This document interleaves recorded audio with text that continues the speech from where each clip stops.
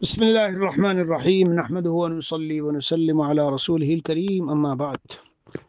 اصلاحی باتوں کے سلسلے میں یہ بھی ایک بڑی قیمتی بات ہے اور بڑا مفید حضرت تھانوی رحمۃ اللہ علیہ کا ملفوظ ہے۔ کیا بتاؤں، بس ایسا دل خوش ہوتا ہے کہ روح وجد میں آ جاتی ہے، کبھی کبھی ایسے ملفوظ سامنے آتے ہیں۔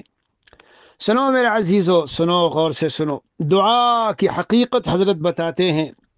ارشاد فرمایا، دعا کے معنی یہ ہوتے ہیں کہ ہم آپ کی اجازت سے، یعنی اے اللہ، ہم آپ کی اجازت سے وہ چیز مانگتے ہیں جو ہمارے علم میں مصلحت اور خیر ہے۔ اے اللہ، اگر آپ کے علم میں وہ خیر ہے تو عطا کر دیجئے، ورنہ نہ دیجئے، ہم تو دونوں حال میں راضی ہیں۔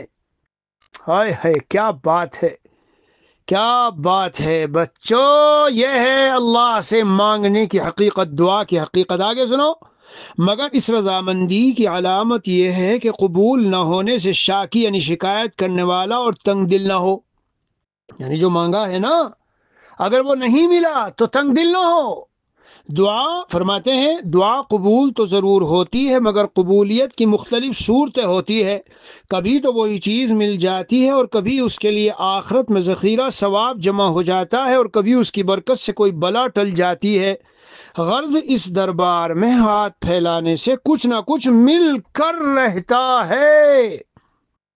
تو بھائیو، کچھ سمجھ میں بات آئی؟ اسے کہتے ہیں تجویز اور تفویض، تفویض و توکل و تسلیم و رضا۔